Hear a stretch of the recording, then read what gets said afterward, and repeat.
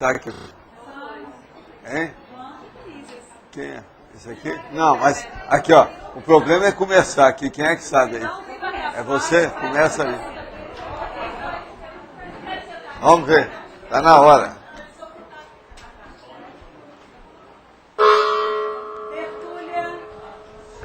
Gente, hoje nós temos aqui pseudo-profundidade humana, que é da cosmoconscienciologia, tá certo?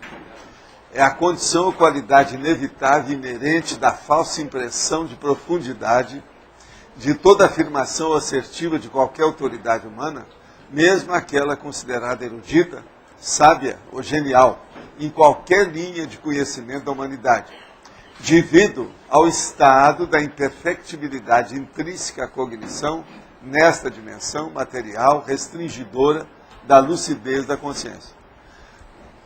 A pseudo-profundidade das teses triviais. A pseudo-profundidade da literatice dos discursos vagos. A pseudo-profundidade da poesia impressionista aglutinadora. A pseudo-profundidade dos cenários cinematográficos. A pseudo-profundidade da tangencialidade das abordagens. A pseudo-profundidade humana a respeito do uso do planeta Terra. A falsa impressão de profundidade onipresente. A insuficiência evolutiva generalizada. A ilusão consciente da arte. Ilusão consciente da arte. A Ivanilda não chegou, né? Não. Senão ela vai reclamar aqui a hora que eu falar isso. Tá? Agora, o primado do autodiscernimento na consciência lúcida. O afunilamento intraconsciencial no restringimento intrafísico no soma. Os obstáculos para se alcançar a polimatia na vida humana. Agora, os conhecimentos humanos sempre superficiais. A ausência de grandes experimentações pessoais. Os teoricões imaginosos da história da humanidade. Os cantos de sereias das pitonisas de plantão. Os apelos infantis dos dogmas religiosos e misticismos. A ciência convencional com paradigma newtoniano, cartesiano, na UTI. Isso aí é para o Roberto. O Roberto ficou feliz da vida. Os Roberto ali, os dois. Agora, gente, tem uma série de considerações aqui, e nós estamos falando que a automaturidade consciencial gerada pela melhoria da saúde, a longevidade na vida intrafísica moderna, levará as consciências a reverter a condição da pseudo-profundidade humana. A noção da pseudo-profundidade humana já chegou até você, leitor ou leitora. Qual iniciativa você vem promovendo para diminuir tal insuficiência evolutiva? Sim.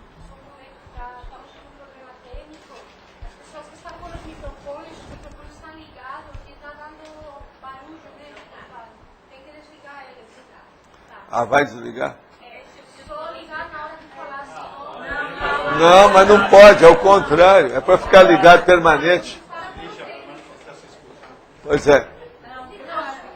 Então tem que cortar? Vocês resolvam aí a situação.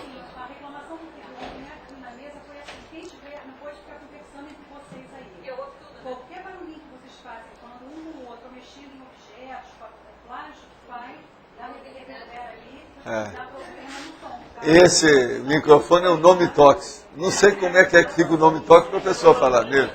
Tem que ficar ligado e em silêncio. O negócio era colocar dois ali, o povo ir lá e falar, mas isso vai dar problema, né?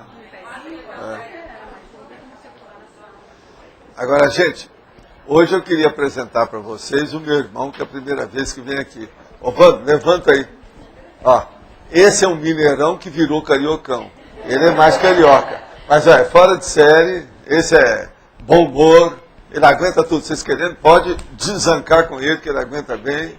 Viu? Ó, mas é um meninão, vocês estão vendo o jeitão dele? Olha lá, olha o jeitão. Vocês acham que parece comigo alguma coisa? Você está vendo? Então, ó, tá registrado que ele é meu irmão, tá certo? Tá bem? Agora, ó, quero mostrar para vocês também que o Lígias, lá de Brasília, está aí, ó, o homem da informática com as coisas todas. Hoje ele está aí de olho. Sabe, esse aí a turma já conhece.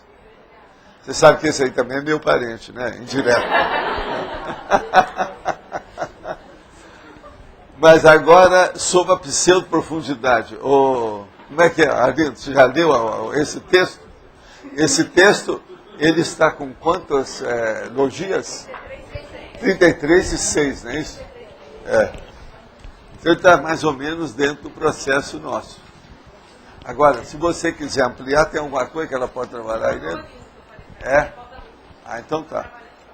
Só antagonismo, falta um, esse é fácil, hein? Agora, para o Antônio, eu tenho um servicinho aqui para você, que é o quarto tópico. Ah, ele está entregando o primeiro, não é fácil. É.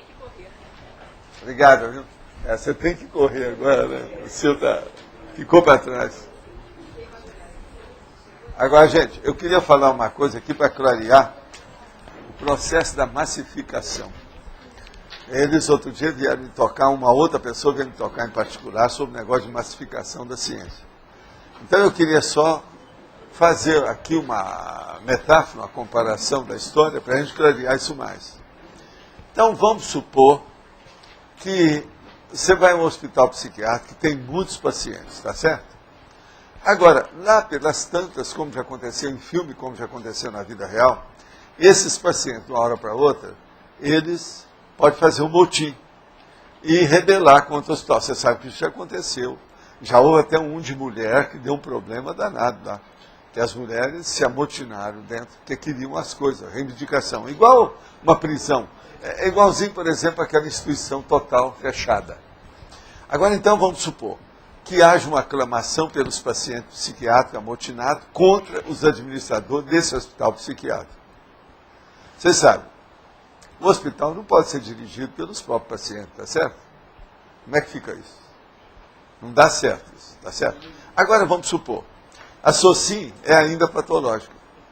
Qualquer busca da massificação ou da aclamação, urbi et orbi, por parte do grosso da coletividade, é loucura. Então, por exemplo, se a conscienciologia fosse aclamada pelo povo, do jeito que o povo bate palma para o Lula, mostra que tem alguma coisa, tudo errado. Ou eu fiquei BH, ou a conscienciologia conversa, ou alguma coisa deu. Não pode, porque aí é o processo do hospital psiquiátrico. Vocês estão entendendo? Outra coisa, a SOCIM não é patológica, em tese? É um hospital psiquiátrico. Ninguém pode reclamar disso. Você entendeu, Antônio? Isso é perfeito para clarear a impossibilidade da massificação da conscienciologia. Entende? Não está claro isso? Não é óbvio? Faz sentido para você? Ficou claro? Agora, isso seria bom, viu, Mário? Vocês, nos seus cursos, aquela coisa, explicar isso bem. Porque é um processo de nós mostrarmos a impossibilidade dessa massificação. A massificabilidade do corpus ideativo, ideológico, ou a filosofia que está íncita dentro do processo da conscienciologia. A holofilosofia, não é isso? Eu acho difícil. Agora, veja, tem que partir, viu, Mário, da situação que a SOCIM é patológica. Então, é um hospital psiquiátrico. Agora, se a maioria está aclamando, tem alguma coisa errada. Você está entendendo como é que é? Então, nós abaixamos muito o nível, porque a maioria é patológica. Então, não é uma ciência mais, é uma patologia. Então, veja, é uma loucura. De modo que isso é bom para nós clarear mais o assunto, ficar a coisa mais definida, não é isso? É o jeito. Você entendeu bem, né? O plot, o arcabouço da ideia, a intra-articulação da ideativa do processo. É o jeito. Cadê o microfone? Está a 1 quilômetro de distância? Não, está aí.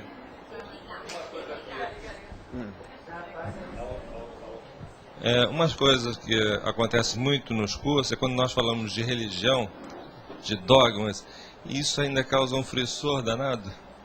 Quer dizer, Coisa, né? Mas isso é em lugar também, gente nova, tudo, né? Sim, por exemplo, quando Ah, sempre tem. e isso já dá um frisson significativo. Quer dizer, Agora, tem que falar, então, nesse caso, é o caso da falta de pesquisa, né? A religião não pesquisa nada. Não, mas é o que a gente costuma falar. E falar tacon e tares.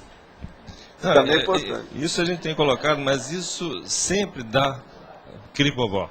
sempre cria um problema sério.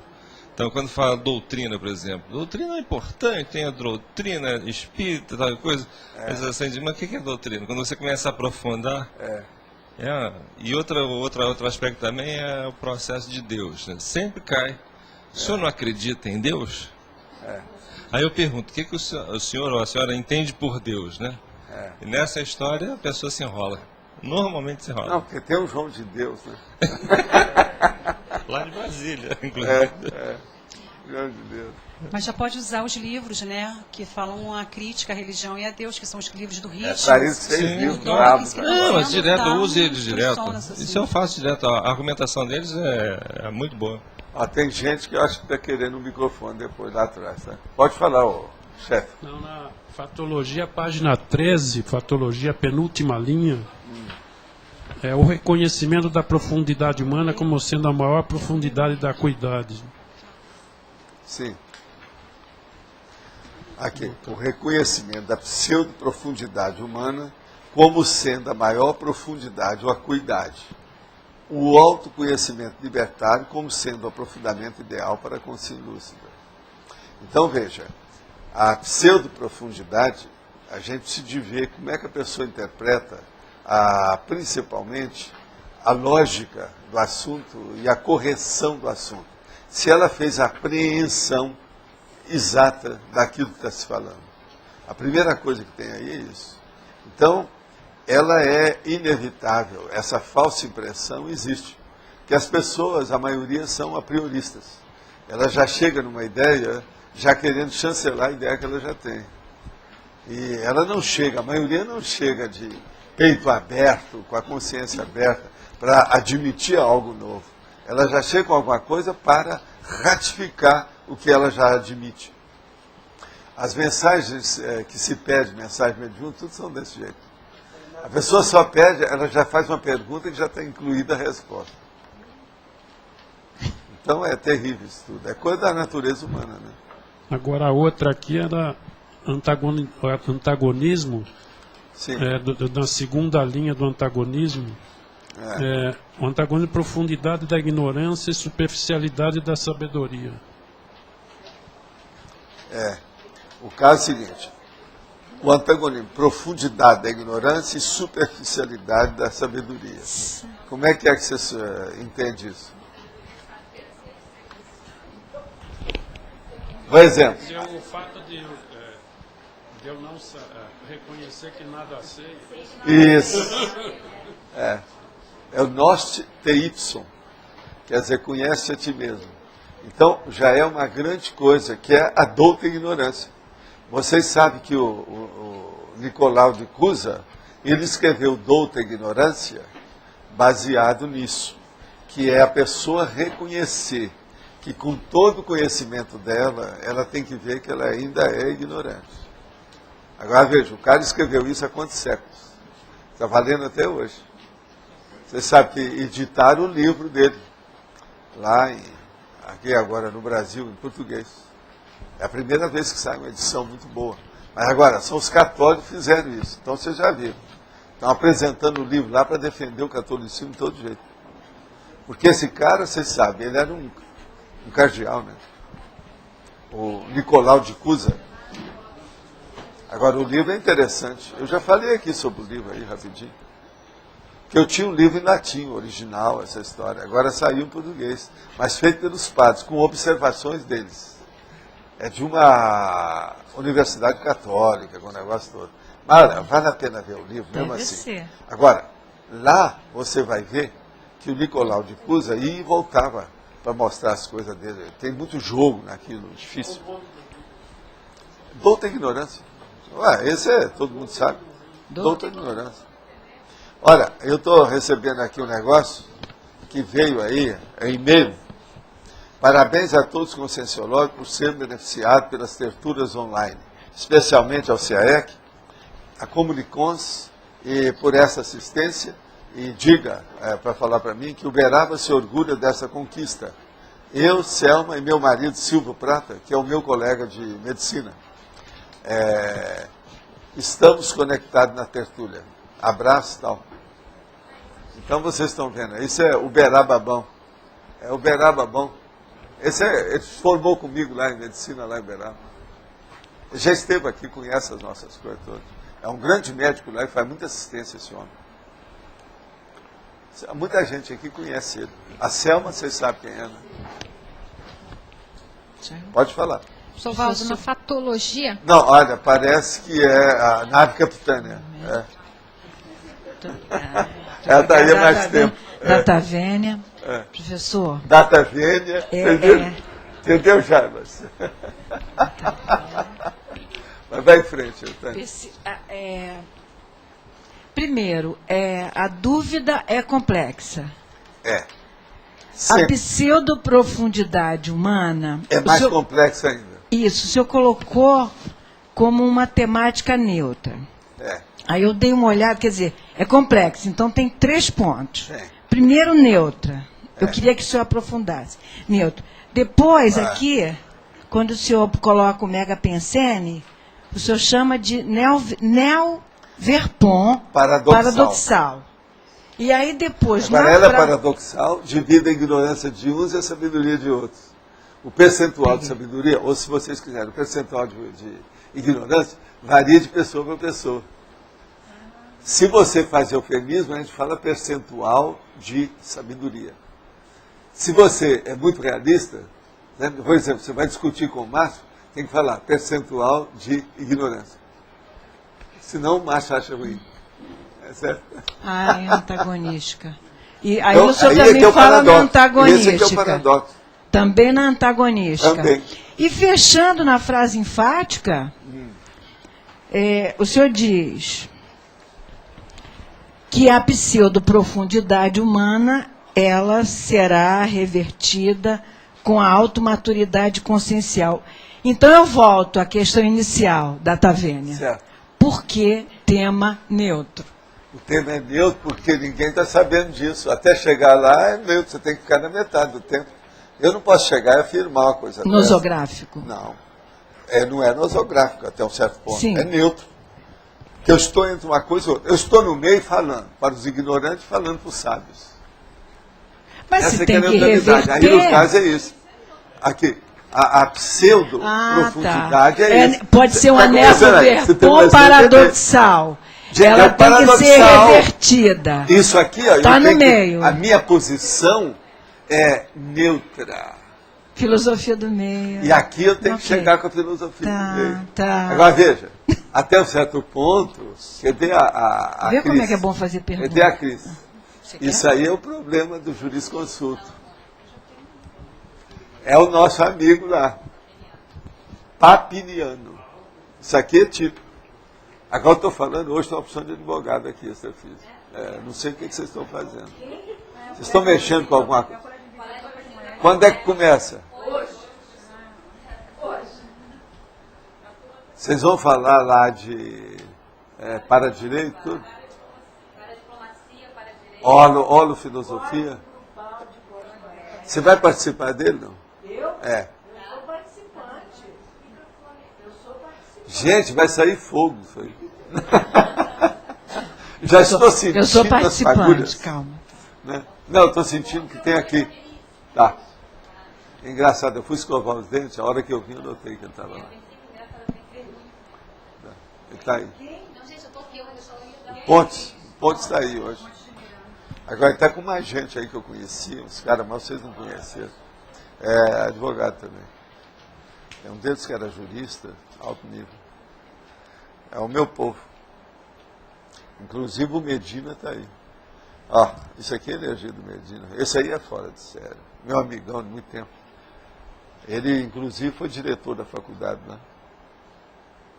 Medina Célio. Ele é o tal que eu falava, que ele é especialista em direito internacional. Eu discuto muito esse negócio de direito aqui, o processo político internacional, porque eu aprendi muita coisa com ele. E outra coisa, eu não precisava de assistir às aulas dele, porque a gente conversava muito nos intervalos, cada secretaria, sala de professores, aquela coisa toda, muitos anos ali junto. E ele gostava muito de mim e gostava muito do Benedito, trabalhar comigo. A gente estava sempre junto. Ele era, assim, uma personalidade muito alegre. Agora, ele está junto com o Pontes. Deve estar saindo fagulha desse negócio deles aí. Esses dois juntos. Doutor Benito, Valdo. O Benito, ele apareceu, mas ele está fazendo assistência. Ele está com um negócio muito sério agora. Ele está envolvido naquelas coisas que a minha mãe fazia. Tá. Ele está aí, está firme. Hoje eu não vi. Hoje ele não está aqui. Agora eu vi o Medina e vi o Pontes. Então Pontes está bem, está remoçado já, diferente. Sabe? Bem ele. Agora é bacana, né? O cara ver, né?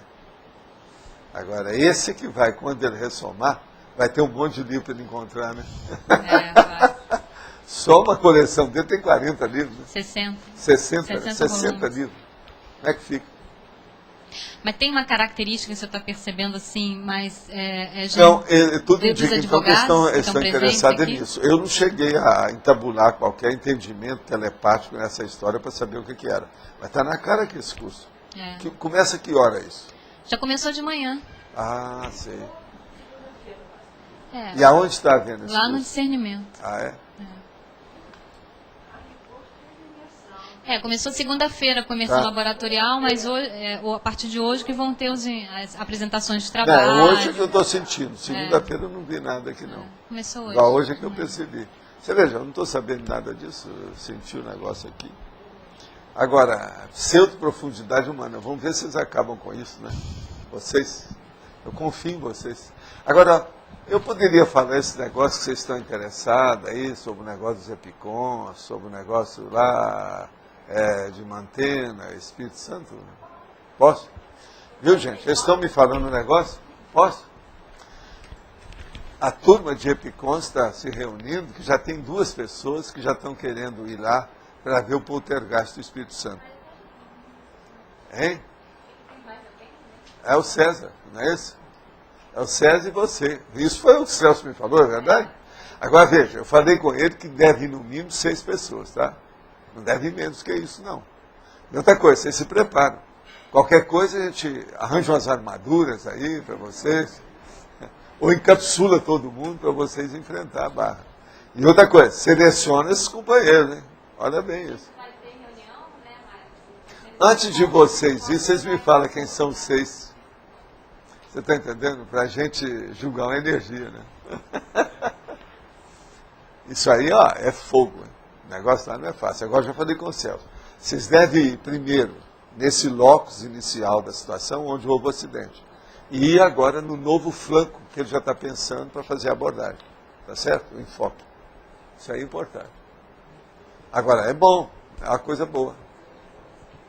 Faz alguns anos que aqui não aparece nada disso. Agora, vamos ter que fazer viagem, essa coisa toda.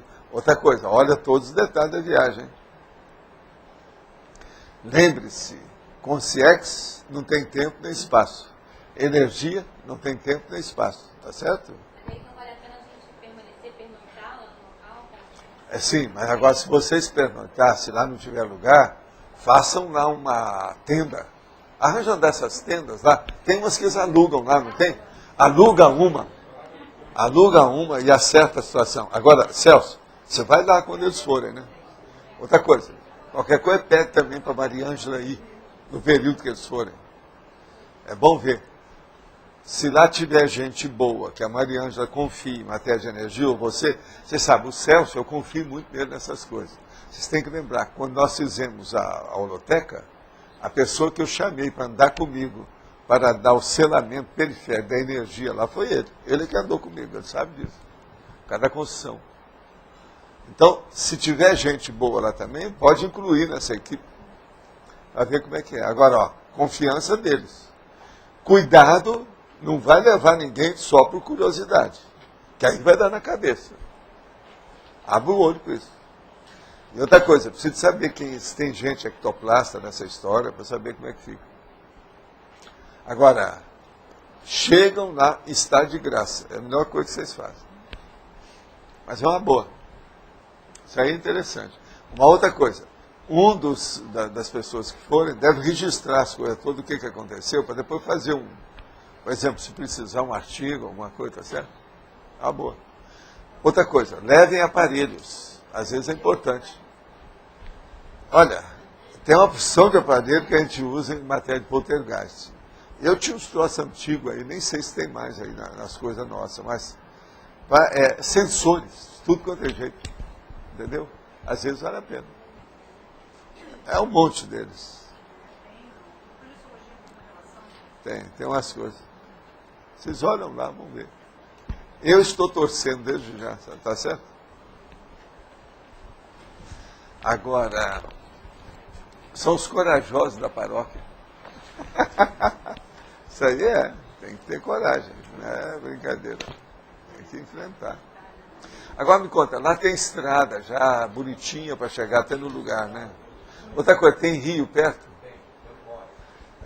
Seria bom passar no córrego, por causa da energia. Então tá. Então tá.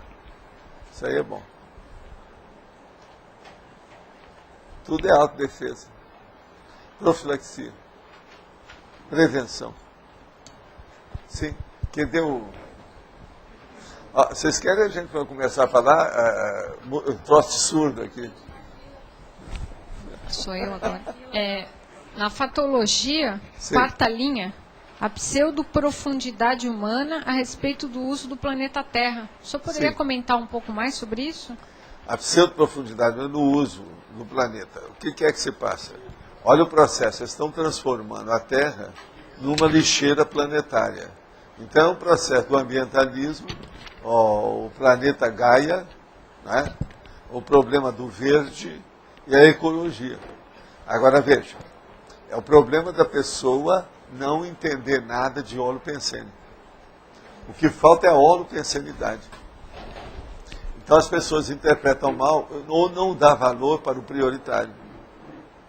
É aí que é pseudoprofundidade. Elas começam a falar, parece que sabem tudo, estão falando tudo, mas não é nada. Você espreme, não dá nada. Na prática aquilo não funciona. Vocês lembram naquele processo do rio que foi feito, que era o rio, como é que chamava? Sobre ecologia. Eco 92. Pois é, quanta coisa que eles não... Foi só conversa fiada, nada eles fizeram. Uma outra coisa, olha o processo aí o problema do Bush. Falou uma opção de coisas sobre isso e ele não assinou lá o Kyoto. Isso tudo é pseudoprofundidade. Então é muita conversa que tem de pseudoprofundidade dentro do processo político. Isso tudo tem que ser levado em consideração. Aí qualquer coisa vocês façam umas entrevistas com a nave capitã que ela sabe tudo a respeito. Não é? Confio. Kyoto já começa lá do Bill Clinton e o Al Gore. É, o Al agora Gore, que é o estão começando a ambientalista, mexer. eles mesmos não conseguiram assinar. Eles não conseguiram vencer o lobby e assinar o tratado, desde aquela época. O lobby lá é muito poderoso. Muito dinheiro atrás, não é isso? Não é fácil. Tem uma questão aqui, na fatologia, acho que sexta, os obstáculos, 6, 7, nona linha, obstáculos para se alcançar a polimatia na vida humana. Os obstáculos para se alcançar a polimatia na vida humana. Você sabe, polimatia, no caso, nós queremos falar um problema de uma cultura mais extensa, mais profunda, que é o problema de uma erudição mais ampla, abrangente. Agora, veja, há muito obstáculo nesse sentido. Principalmente o problema da pessoa não ter uma cosvisão da própria vida. E ela ainda ser muito varejista. Então, se uma pessoa é muito varejista, consciencial, para fazer as abordagens, ela não tem cosvisão, ela não chega numa abrangência. Então, o processo da polimatia, sem universalismo, por exemplo, é impossível. Então, uma pessoa, por exemplo, se ela é ainda facciosa, sectária, dogmática, alguma coisa, mesmo que ela seja um gênio dentro daquela especialidade, a pessoa não pode chegar na polimatia nunca. Entende? Sem universalismo, sem uma visão abrangente, sem a cosmovisão do processo, uma monovisão não permite nada. Tem lógica? Seria o principal obstáculo? Seria esse aí, mas... Não, eu estou falando esse, mas tem um monte. Sim. O problema todo é o seguinte, a inibição da pessoa, algum processo, por exemplo, de apriorismose dela, que já tem uma coisa feita, alguma coisa que fizeram a cabeça dela na infância, o problema, por exemplo, aqueles princípios que a gente tem na família desde criança, e que às vezes você leva aquilo com você a vida inteira. Alguns desses princípios são provérbios populares. Provérbios, você sabe, tem uns que falam a favor, outros que falam contra. Eles são paradoxais e são contraditórios. E a pessoa às vezes fica com algum processo desse, que é um mito. Esse mito tem que fazer uma retificação. Essa retificação nem sempre é feita. Então, isso aí é a base da mitologia. A mitologia que eu estou falando é a mitologia popular. Devido o problema, por exemplo, esse caso das simpatias, o folclore, está entendendo? Essas tolices, assim. Que isso é que está hoje criando tudo isso que a psiquiatria tem registrado, tal. Essas compulsões, o toque, essas coisas todas nascem desse processo. Isso é problema, às vezes, infantil. Mas deixar pela natureza humana é muito fácil a criação de mitos. Pois né? é. O tempo todo. Então é isso que eu quero chamar a atenção. Agora, vocês entenderam a intenção aqui de falar em pseudo-profundidade, né? Então, veja os PhDs. O cara chega lá e começa a deitar a falação como se fosse um catedrático, e às vezes tem cada furo enorme. Olha o que eu estou falando agora sobre as lâmpadas. Não, é preciso fazer economia, vamos acabar com essas lâmpadas incandescentes, ficar só com as outras. São tudo de UV. E ninguém fala nada disso. Outra coisa, muitos desses estão falando com boa intenção e são ignorantes. Eles não sabem nada sobre ultravioleta. Então vamos pensar, não. Olha aí, a pseudo-profundidade na prática. Isso é terrível. Agora, vocês sabem também que tem uma conversa aí, que já tem alguns elementos, que estão pensando em fazer uma rádio nossa aqui em Foz. Rádio nossa. Se tiver a rádio, eu já quero aparecer lá para falar sobre esse processo, tá? Quero que faça uma entrevista comigo, entende?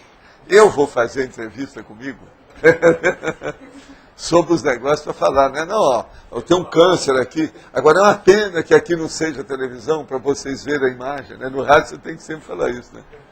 Vamos ver isso aí. Então eu já estou dando a dica de uma entrevista na rádio. Tá certo? A rádio é muito bom porque vocês podem vir aqui, né, gravar tudo e levar para lá, não pode? Eu não preciso nem de sair. E outra coisa, não preciso pôr o chapéu para falar nisso, porque não vai ser filmado. Se vocês vissem a cores, como é que está aqui, esse cara todo de branco, é assim na rádio que eles falavam para mim. Vocês há de ver a personagem que está falando aqui nesse microfone, toda de branco. Entende? Mas é uma pena que nós não temos a imagem do seu rádio. Quanto lugar eu não falei desse negócio aqui no Brasil e no exterior. Os da Argentina que eram piores. As rádios argentinas, gente, vocês nem calculam. Tinha algumas que eram uma edícula no quintal junto com as galinhas. Você está falando e as galinhas, cocorocó! Não, o galo, cocorocó! Argentina tem disso. É tudo feito de carregação. Mas olha, era muito ouvinte, muito ouvinte. Eu falei numa meia dúzia dessas rádios combate que havia em Buenos Aires, e na periferia de Buenos Aires. Entende? Você chegava, era um cubículo, às vezes no fundo do quintal da casa do cara, uma bíblia rádio, um monte de coisa. Isso é argentino. Na Espanha também, né? Eu não sei porquê, isso deve ser uma tradição de alguma bobagem deles. Eu não entendo. Os cachorros entrando, latindo em cima de você. Era um problema assim. Não, Paraguai a gente entende, mas agora, por exemplo, a Argentina, com todo o orgulho deles. Pois é, o príncipe das Astúrias não está sabendo disso. Precisa informar o homem.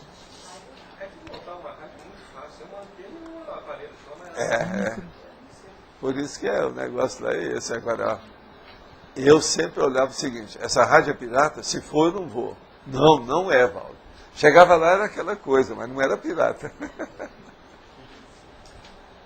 Rádio pirata é problemático, porque ela entra na faixa das outras.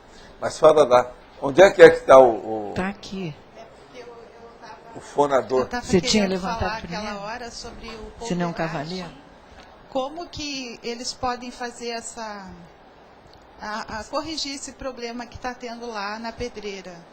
Qual é a postura? Ficando lá só com a presença? Não, chega lá e joga bastante energia na história, exterioriza a energia. Por isso que dormir lá... Agora eles vão, essa comitiva já vai dar um impacto lá, alguma coisa muito séria. Entende? Agora, ó, a partir do momento que as pessoas já falaram que vão, os índios já devem aparecer por aí. Pode colocar sua campainha, tudo ia suar. Pode esperar, porque vai. É o que eu falei. Consciência não tem espaço nem tempo. Energia não tem espaço nem tempo. Pode preparar. A pressão ontem, já que eu senti, era a pressão já da pedreira que estava já na... Você está sentindo aqui, no seu trabalho, aqui, você está sentindo o que é pressão do Espírito Santo. A mesma energia Isso é tipo do processo poltergeist.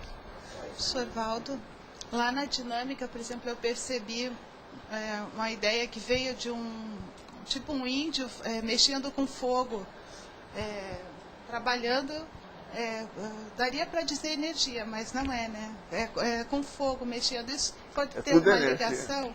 É energia. É o vento no fogo. Ele está com a salamandra. Isso é normal.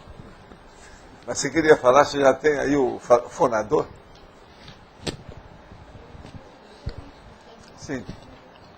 Professor Aldo, queria voltar à questão da rádio, queria fazer uma pergunta.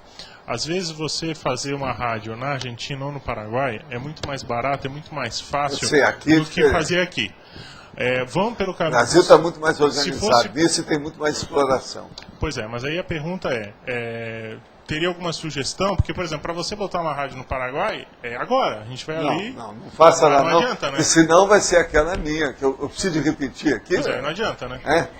ZPA5, ZPA4, Rádio Encarnação de Asunción, Paraguai, hablando para o mundo. É isso aí. Tem lá. Não entra nessa, por favor. Mas então é preferível demorar um pouco mais e fazer aqui no Brasil? Não, é aqui mesmo. Tudo direitinho. Agora faz essa que você está falando, aquela ideia sua lá, ela é boa. Tá. Eu já dei muita entrevista por telefone para eles. Desde lá do Rio, vários lugares que eu estava, até fora do Rio. Tá? Vale a pena. Agora, a rádio é uma coisa muito boa, porque pode entrevistar vocês todos à distância, por telefone. Mas fala. Na página 14, no exemplo. Sim. Consciente. Consciente. Pseudo-profundidade humana consciente. A da microminoria diminuta dos componentes da população terrestre. Isso está se referindo a qual microminoria diminuta? Aqui é consciente, porque a maioria é inconsciente. Existem vários níveis. Agora, o que eu estou falando, por exemplo, uma pseudo-profundidade humana consciente a respeito da evolução, a respeito da prioridade, a respeito da moral, a respeito da holofilosofia. Cosmoética. Por exemplo, pensa só a filosofia na parte ética. Há uma pseudo-profundidade nisso. Muito grande. Imensa. Agora aí o Roberto lá, que deve saber, o Roberto Almeida, que vê essas coisas todas lá, aquilo que você está estudando, não é? Muito sério isso aí. Agora, Tânia, você vê que tem lógica isso aí? Sim. Não tem lógica? São os fatos. Sim. Caso sério. Existem vários. Agora, pseudo-profundidade. Essa expressão, vocês não vão achar isso com facilidade. Então é preciso guardar isso, guardar na cabeça, porque é um fato. Agora veja, se você entrar com a pseudo-profundidade na academia, você já pensou a briga que não vai dar? E outra coisa, falando tudo a verdade. Onde é que tem mais pseudo-profundidade? Nas defesas de tese. O que vocês acham? Está de acordo? Especialismo, o especialista hemiplégico. Aquele que é torto de um lado.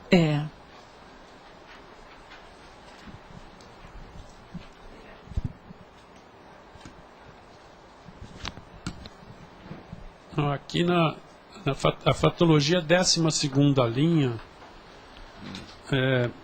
tem os cantos da sereia das pitonisas de plantão. Eu entendo... Os cantos de sereias, das pitonisas de plantão. Eu entendo o que você está dizendo, mas eu gostaria que você estendesse os pormenores disso. Não, o caso todo é o seguinte, por exemplo, Vocês já viram que tem certos jornais que gostam de fazer, no fim do ano, o levantamento do ano e como é que vai ser o próximo ano. Então eles olham os profetas, os astrólogos, o cara que lê isso, que lê aquilo, aqueles que fazem os prognósticos. Essas são as pitonisas de plantão. Você sabe que no jornal isso dá muito ibope, vende muito o jornal. Agora, essas revistas grandes no Brasil todas fizeram isso durante muito tempo. Inclusive tinha aquele Wine, que era um cara que todo ano eles iam lá para ele ver as coisas. E no outro ano eles contavam o que é que ele previu. Agora, todos eles erram mais do que acertam. Porque quer deitar falação em cima disso, sempre erra. Agora, no Brasil, hoje, eles têm uma mania de pedir para a gente do candomblé, da Umbanda, da Quimbanda para falar. Esses, geralmente, são tudo furados. Raramente você vai encontrar um que acerta muita coisa. É isso que eu queria ver, estendendo isso para o pessoal mais místico, para as religiões, inclusive católica, tudo. Em geral, as religiões em geral. Isso existe em geral também nas religiões. Todo lado. Agora, são as pitonisas de plantão, né? É aquela pessoa que está lá. Vocês pegam o jornal, a Gazeta nossa aqui de Foz do Iguaçu, que de vez em quando tem um anúncio lá. Você quer saber o que vai ser seu futuro? Que não sei o que é? Aí, o preço é módico, é barato. A dona está lá vendendo. Você quer saber quem vai ser o seu príncipe? É comigo. Está lá. Isso tudo são as pitonisas de plantão. Eu não sei se aqui alguém já consultou essa... Não sei. Não precisa me falar, mas eu tenho... Olha, é bem possível que tenha acontecido isso. Para destruir casamentos. Não sei quem apareceu lá. Agora precisa perguntar se o Fontenelle foi lá antes de fazer a casa. O que vocês acham? Agora, eu queria te falar, Antônio, que vieram falar para mim o seguinte: eu não entendo, já fizeram um grafite na casa do Antônio? Eles estão pensando que picharam. Mas não é, né? Aquilo são... O que significa aquilo? São os dragões. Os dragões que fizeram aquela pergunta para você, lembra? Não, porque está bem feitinho. Porque ainda falta pintar, ainda falta dar a cor certa. Porque já pensaram que o cara subiu lá no telhado. Realmente, tem essa aparência mesmo. É porque o rapaz, quando fez o serviço, já estava pintado, então deu essa aparência escura no local das figuras lá. Mas são desenhos repetidos. São os dragões, quer dizer que ele está fazendo lá, na verdade, ele está fazendo... Não, é aquilo que eu fazia. Está fazendo a defesa. Como é que chama? É uma gárgula, só que tem que ir escrita. É uma gárgula. Você está fazendo uma gárgula na sua casa. É a defesa. É a mesma gárgula, por exemplo, lá do São Francisco. Dos barcos, do Rio São Francisco. É o da igreja. Tá. É o dragão chinês, aquele negócio todo coloca. O leão que coloca. Por exemplo, na Biblioteca de New York, de um lado e do outro, na hora que você sobe a escada, tem 2 leões enormes. Eu conheço lá. A Biblioteca de New York, a Biblioteca Pública de New York. Alguém já foi lá? Eu já fui. Já viu, né? Você lembra? Pois é, as casas chinesas também. Todo lado tem. Então, ó, você está nessa. Tô. Tá certo? Então não é pichação, não. Mas, não é pichação. Não. É real. É real. Eu só vou continuar. Agora, na parafatologia, na segunda linha, é uma coisa que eu já sei desde que entrei na Conscienciologia, tudo mais do que sabido, mas o quê? Essa diferença abismal entre viver no soma e psicossoma, eu, por falta de experimentação, e não sei medir isso, sempre se fala nisso. Você poderia dar uma ideia geral? O problema todo é o seguinte: já tentaram medir as coisas do psicossoma, mas tudo é furado, né? O cara achava que tinha mais ou menos 10 gramas que a pessoa perdia do corpo a hora que saía o perispírito, o psicossoma. Entende? Mas isso é pseudoprofundidade, isso não tem nada provado, é muito difícil. Agora veja, se você for olhar a ectoplasmia, se ela começa a ficar densa, ela tem peso. Então isso tudo tem que ser estudado. Medir eu estou dizendo... Agora, do ponto de vista emocional... A diferença de lucidez... aí já muda muito. Até por exemplo, QI. o quociente intelectual. Isso é furado, porque depende do tipo do exame que é feito. Qual é a técnica, qual é o teste que está sendo aplicado. A gente não pode confiar muito nisso. Agora, isso também, ela varia muito. Por exemplo, as consciências menos evoluídas, não sei essa diferença, é diferente em relação, por exemplo, a nós, ou uma consciência mais evoluída? A coisa mais séria que eu acho que tem que ver é a maleabilidade ou flexibilidade das abordagens da pessoa. Do ponto de vista intelectual, cultural, do ponto de vista de estudar o problema do mental soma, a pessoa como é? Ela é rígida ou ela é flexível? Isso é que é importante. Se uma pessoa é muito rígida, mostra que ela tem monovisão. Se ela é mais flexível, ela tem o livre-arbítrio aberto, ela é melhor. Então, aí é que vem a diferença do processo cultural. Professor Valdo, eu não sei se eu entendi muito bem, eu estou com uma dificuldade de entender esse conceito aqui. Mas veja se está correto. É como se fosse a relação de forma e de conteúdo. Por exemplo, aqui nesse caso, ela não tem, é um conteúdo falso, é isso? Você não, apresenta uma afirmação. Aqui, ó, você está com uma realidade aqui que tem que ser discutida. Essa realidade, por exemplo, ela pode ser aprofundada ou ela pode ficar na superfície. Então, por exemplo, você quer ver uma pseudo-profundidade? É a do militar. O militar, ele sabe 5% de tudo. Ele tem uma visão de conjunto das coisas. Mas ele não aprofunda 5 quilômetros em nada. Eu sempre falei isso, faz 60 anos que eu falo essas coisas. E isso é incontestável. Os militares são assim. Entendeu? Eles sabem tudo um pouquinho, cada parte prática, quase sempre psicomotriz do negócio, cada campanha, a guerra, a situação, tudo isso. É preciso saber disso. Mas agora, por exemplo, se vai aprofundar um conceito que tem mais conotação mais séria, seja denotativa, conotativa, aqueles negócios que nós falamos, com profundidade, ele navega. Ele para, porque aquilo é o limite dele. Ele não tem visão de conjunto com profundidade, ele tem uma visão superficial. Então isso tem a ver com... Então isso é típico da pseudo-profundidade. Entendeu? Por exemplo, se eu posso pesquisar tudo a respeito dos meus trafores, meus trafares, saber uma série de coisas, mas não saber o que fazer com isso. Não é só isso. Você não sabe nada ainda a seu respeito. Por quê? É aquele negócio, não é o seu caso. Mas aquela pessoa que vai lá, o Flávio, ela levanta e vai lá, e ela só aumenta, só aumenta a nota. Então aquela pessoa que chega, ela vai contar, está com 64 de cara. Em tudo, sendo que a turma estava contando, estava dando só 28. Como é que fica isso? É aí que é o X, é pseudo-profundidade humana, aí no caso é pessoal. Isso é terrível. Agora veja, essa que é a autoavaliação furada, que nós falamos. Autoavaliação furada. Essa falsa impressão, ela é como uma... Ela pode estar vinculada a essa autocorrupção? Vamos dizer assim.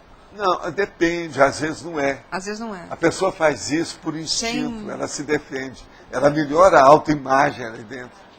Agora, essa melhoria de autoimagem é que é o problema. É aí que a pessoa erra. Então, essa pseudo-profundidade, quando diz respeito a qualquer coisa egóica, tem mais erros. Isso é uma regra, tá? Vocês aí estão anotando, pode anotar isso, que é a coisa mais séria. Se o problema pega o ego, o egão, o umbigão, o umbigo chakra da pessoa, pronto, foi tudo por água abaixo.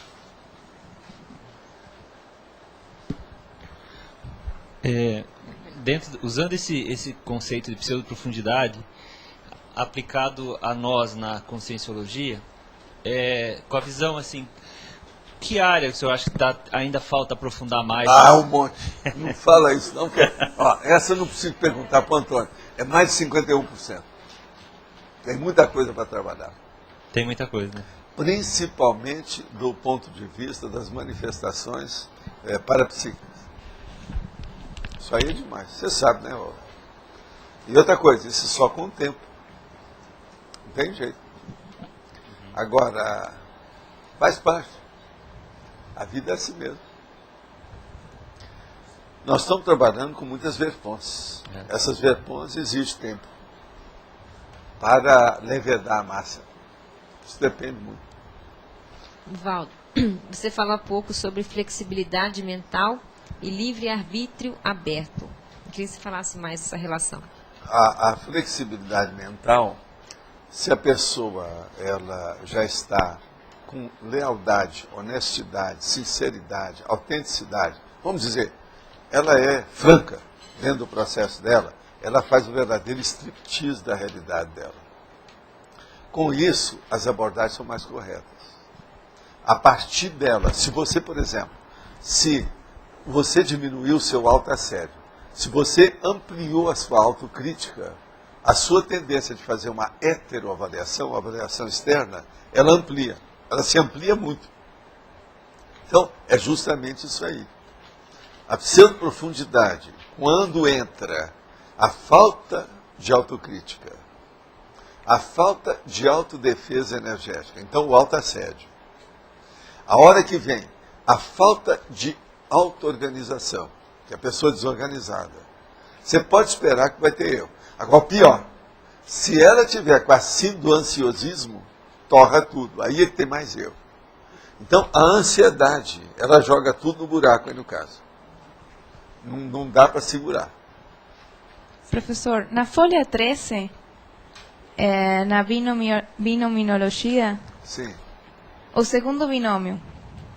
Sim, o segundo. O binômio analógico, ilusão de profundidade do anáglifo e ilusão de profundidade da polimatia. Anáglifo eu deixo por conta de vocês, o dicionário está aí. Né? Aí quem é que sabe? Eu acho que vocês sabem, né? Anáglifo. Te viram. Tá certo? Agora, ó, eu vou te dar só o conceito básico da situação para você saber. Ele é analógico, uma condição com a outra. É processo de comparação, de analogia. Entende? Entre a polimatia e uma pessoa, por exemplo, que é uma pedeuta, por exemplo. Uma quê? A pedeuta. Aí piorou mais, né? Mas, por exemplo, o caso é o seguinte, uma pessoa ignorante, analfabeta. Agora, o nome no Brasil é anarfa. Então, por exemplo, é mais ou menos isso. Entende? Então, é aquela pessoa que não tem um conhecimento muito profundo das coisas. Entende? Isso em relação com o outro. Agora, ó, gente, pega aí o dicionário, vê se vocês arranjam alguém que veja. Se vira. Vê se tem, né? Porque às vezes também não tem aí. Eu confio em vocês. Né?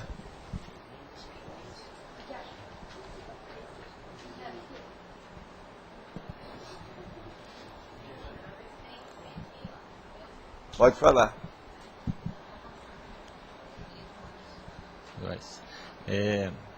Figura obtida por dupla imagem, cada uma de um ponto diferente, impressa em duas cores contrastantes. Contrastante. Que produzem, mediante o uso de óculos especiais, a ilusão de profundidade, de relevo. Isso é o anaglifo. O anáglifo. Anaglifo ou anáglifo? É isso. Se vira. É imagem estereoscópica estática. Vocês já viram que eu já falei aqui sobre estereoscopia, não já? Eu olho um negócio que... eu sou capaz de fazer isso com facilidade enorme, desde pequeno. Agora veja, olha aí a analogia de uma coisa com outra. Agora, ó, esse processo da estereoscopia, a maioria é analfabeto disso. Ninguém entende nada disso. E é por isso que tem dificuldade de entender a clarividência. Por exemplo, a estereoscopia devia ser explicada tudo nos cursos nossos aí de acoplamentário. Entende? Isso é importante. Ó, um microfone ali. Chegou. Professor, então, se o anáglifo é anáglifo, esse objeto, essa não é situação, objeto, é uma condição. Essa condição? É mais uma condição. Você usa o objeto, mas é o efeito que dá em você. Então, a ilusão da profundidade da polimatia. Quer dizer, a polimatia aprofundou, avançou, espalhou. Mas a pseudo que eu estou falando aqui é justamente isso. É perfeito isso aí. É pseudo-profundidade. O cara está achando que é o dono da paróquia. Aí você fala para ele, você já saiu fora do corpo? Não. Então você não sabe nada. Quem sabe só coisa dessa dimensão está superficial demais. É justamente o anágrafo. Agora veja. Não, é o escambau aquele negócio que eu falo para você. Em matéria de analogia, isso aí é em cima do lance. Eu nunca vi isso em parte nenhuma. Essa ideia é minha, de muito tempo, está nos meus guardados, lá, anotado. E a polimatia, Pois é, essa polimatia, às vezes, é entre aspas. É uma pseudo-polimatia. Furada. Então, veja, a pessoa está vendo ali, aquela é uma ilusão. Agora, ó, vocês pegam que eu já dei aqui, inclusive nos meus livros eu já falei, sobre as ilusões de ótica. Que entra o estereograma, entra aquelas da luz antes do cinema, aquele processo, por exemplo, o caleidoscópio, isso tudo é ilusão. O caleidoscópio, você quer coisa de maior ilusão do que o caleidoscópio? Então, uma pessoa, ela acha, lá, os colegas lá do nosso chefe que está aí, você já não está lá mais, mas ele está. Então, veja, a cara do Márcio. Agora veja, então os colegas do Márcio, entende? Eles têm vamos dizer, uma cornucópia de conhecimento que é um absurdo, mas veja, é uma cornucópia caleidoscópica. Você olha lá, está tudo brilhante, uma opção de coisa, você vai pegar, é tudo ilusão. Enfim, é a turma que admite que lá no fundo do arco-íris eles vão encontrar um tesouro. Não tem isso? Não tem essa história lá? Vocês sabem da história, né? O arco-íris, que é o pote de ouro que está lá no fundo. Ele está mostrando que aquilo é reflexo do ouro, do pote. Professor, ainda esse antagonismo mesmo. É analogia, no caso, né? Eu estou falando não é bem antagonismo, estou falando mais analogia, de propósito. O binômio é analógico, só para chatear. Quer dizer, eu inverti o processo para mostrar. É binômio. Eu inverti para chamar a atenção. Você entendeu, Roberto, a intenção? O Oswaldo, esse exemplo é o Siddhartha, né? Veio aqui e perguntou tudo que era coisa mística. Aquilo lá, falando aquelas besteiras. E eu falando com ele, você é um cara dispersivo, você sofre acima da dispersão consciencial. E os dois, é isso mesmo, os dois que estavam com ele, eu fiquei até sem jeito, falei assim mais ou menos, brincando, e o rapaz levaram um negócio muito a sério na cara dele, ele recebeu aquele impacto. Você estava lá na hora? Tava. Os dois, não, é isso mesmo, um olhou para o outro, olharam para ele. Terrível isso. Então veja, e outra coisa, ele agora está defendendo a maconha, esse negócio todo, quer dizer, terrível, né? Aqui, ó. Vocês lembram do Fred Astaire? O que vocês acham? Ele tinha alguma coisa de pseudo-profundidade, a hora que fez um livro sobre o bar? Lembra? A vida boêmia? A boemia? Lembra? É o amigo de vocês aí. Amigo do César, o César não tem mais, mas é amigo do César. Mas é um grande cara, muito simpático. Fred Astaire. Fred Astaire. Mas não é mesmo? Você chegou a examinar o homem, como é que era? Ele que chegou para mim ali em cima e falou, você é o maior filósofo livre que o Brasil tem atualmente. Ele falou para mim, ali. Você vem cá, você já almoçou? Está passando mal? Tem alguma coisa com você? Sua cabeça não está boa.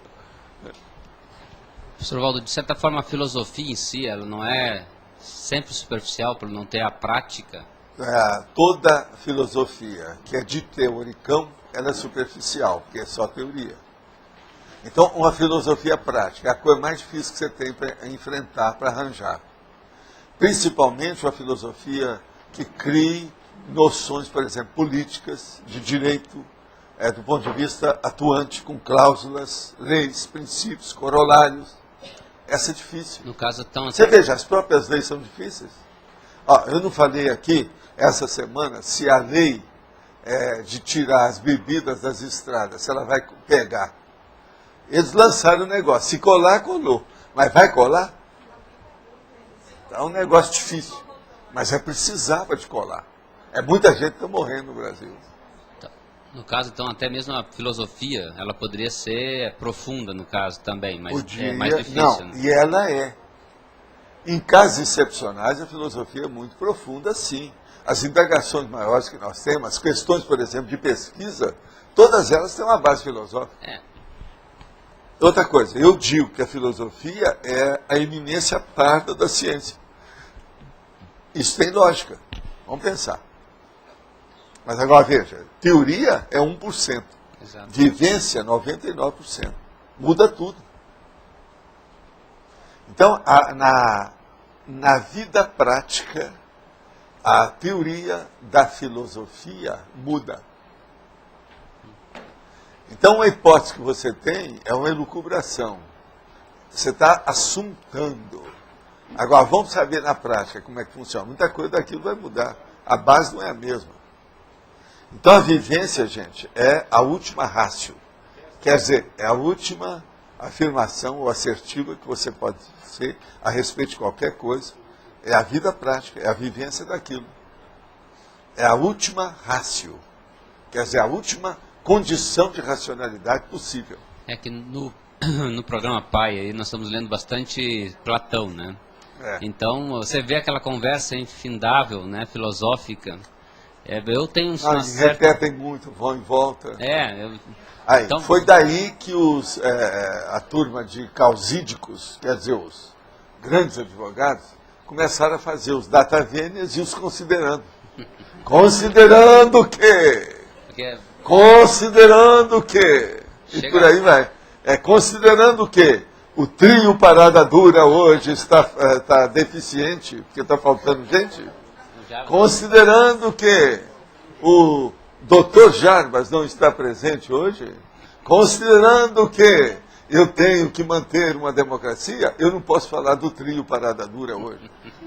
Isso considerando, não é isso?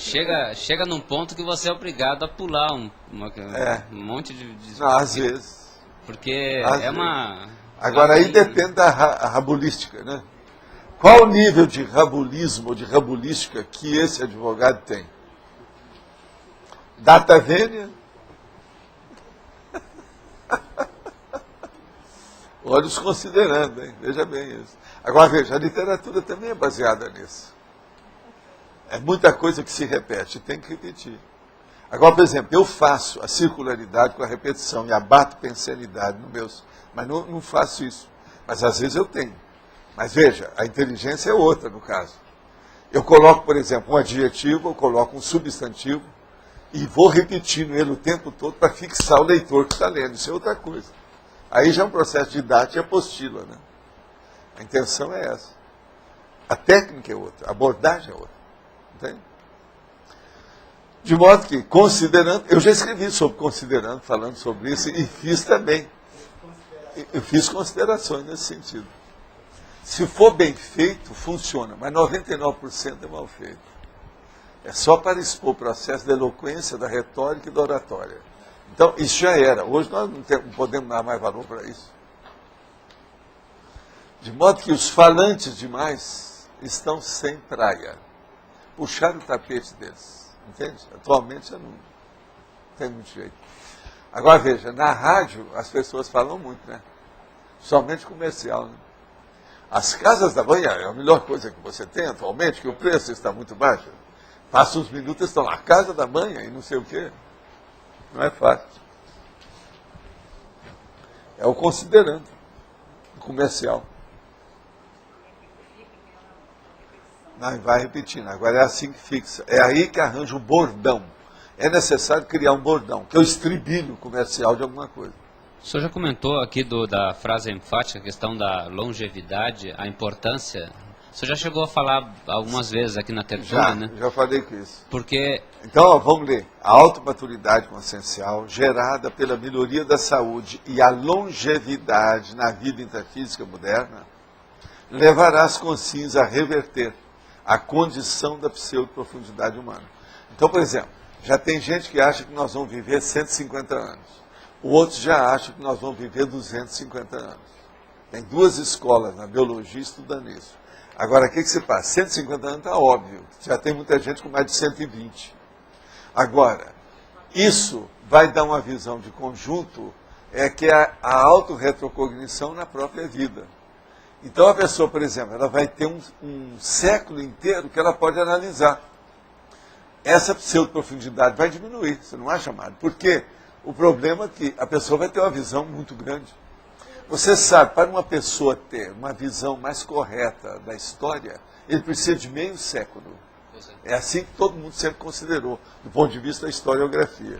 Agora, se o cara viver 150 anos, ele tem aí 100 anos folgado. Por exemplo, dos 30 a mais 100 anos, ele está com 130. Se ele tiver lustro aos 131, ele pode ter uma visão de um século, que é o dobro da análise de 50 anos numa própria vida. Isso vai mudar de figura. No mínimo, o dobro de certeza, ou de assertiva, ou de correção, ele vai conseguir com essa longevidade. Não tem lógica isso? Porque você chega perto dos 40 e já começa a notar que aumenta bastante o nível de maturidade, né? Você percebe que é importante você viver bastante. Mas você sabe, nos 40 o cara ainda está na quarentena, né? É a minha idade, né? Ainda tem muita coisa. Eu acho que hoje, na situação, é aquilo que eu falo, uma vida, eu geralmente falo aquele negócio dos 35 e dos 70. Uma vida de 70 anos, que é uma média boa, que o Brasil hoje a média já é mais de 70, é a hora que a pessoa amadurece mais, é na terceira idade, mais ou menos 70 anos. A terceira idade, como vocês sabem, começa aos 65. Mas aos 70, a coisa muda de figura, assenta mais. Agora, se uma pessoa chegou nos 70, depois de meio século de vida intelectual, ela tem mais capacidade, porque a bagagem intelectual é maior. Então, a formação cultural ficou pequena, que eu estou falando, a formalidade, a formação da educação formal. Ela ficou muito menor em relação à autodidaxia, o autodidatismo da pessoa, o estudo por ele mesmo. Nesse ponto, tudo muda. Porque uma coisa é isso, outra coisa é aquilo, né? A situação aí é bem diferente. Uma coisa, outra coisa. O senhor colocaria alguns momentos, algumas crises de idade, assim, crises de crescimento, em termos de sempre vai ter a crise de crescimento do ponto de vista intelectual, isso é inevitável. O senhor colocaria em alguma idade? Por exemplo, uma das coisas que mais faz a crise de crescimento são livros. Livros novos que a pessoa não leu, ou que ela descobriu, ou que apareceu agora. Às vezes vai trazer uma tese, vai trazer uma abordagem que vai clarear toda aquela condição da pessoa, toda a abordagem que ela tinha antes. Isso aí é que é bom. É uma crise de crescimento das mais positivas que tem. Eu, atualmente, vocês sabem, eu vivo procurando um livro que possa me clarear algumas coisas.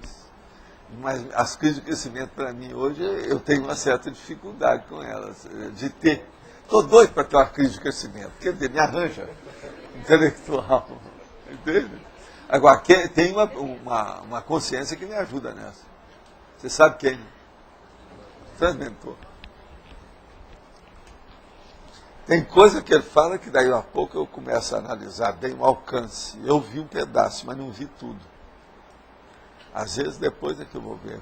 Passa uma temporada, eu começo a aplicar aquilo, abrir um novo caminho. O viés, então, vai me levar para um caminho que era um veio que era desconhecido para mim.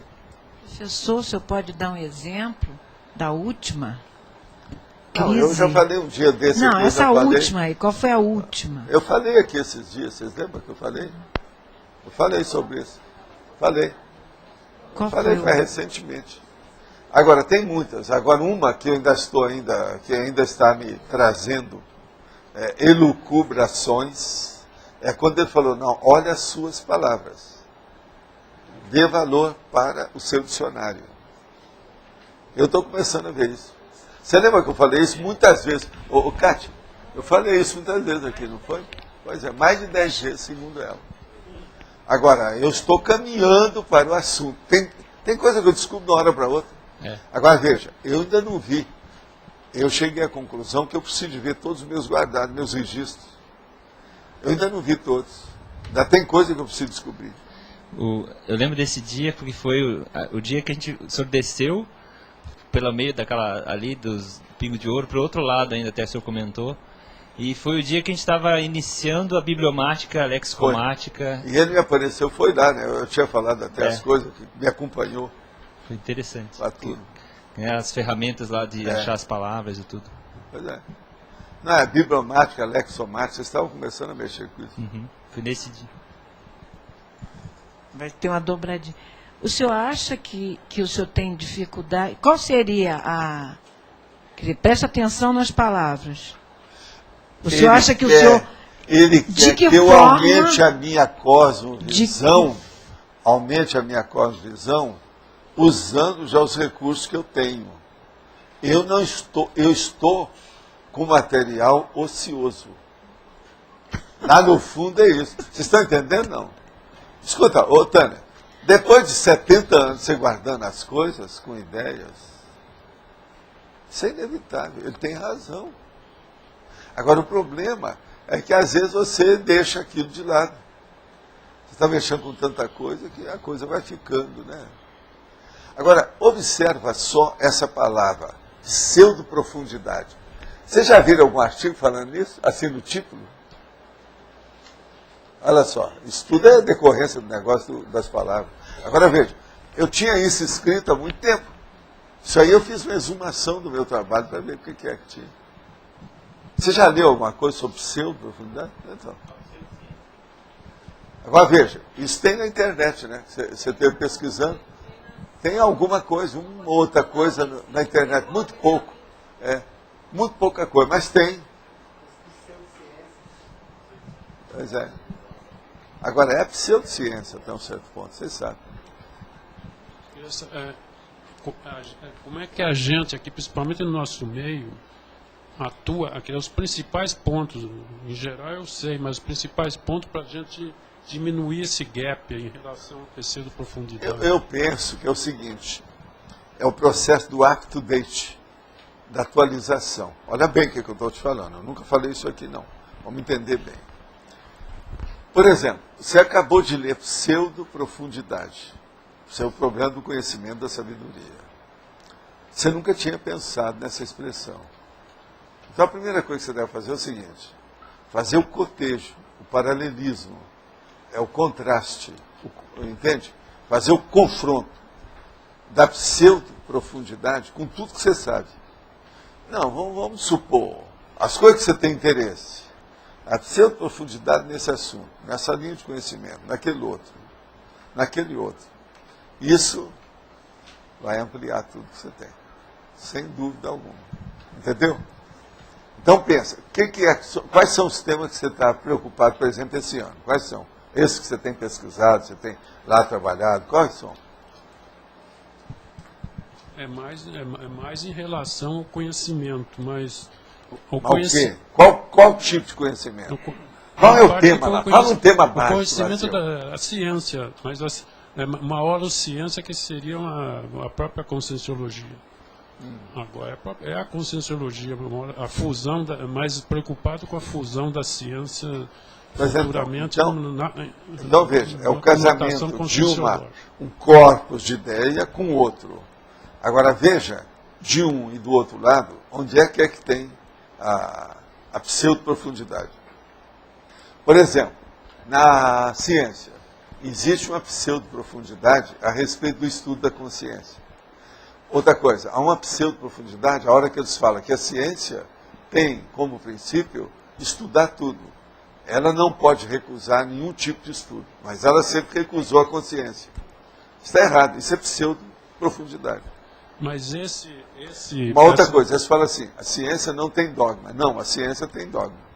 Isso é pseudo-profundidade. Essa pseudo-profundidade, nós aqui, eu acredito que eu e nós em geral, tínhamos uma noção em relação à eletronáutica, que é uma pseudo-profundidade. Pois é, mas agora, total. Mas agora tem outra coisa pior.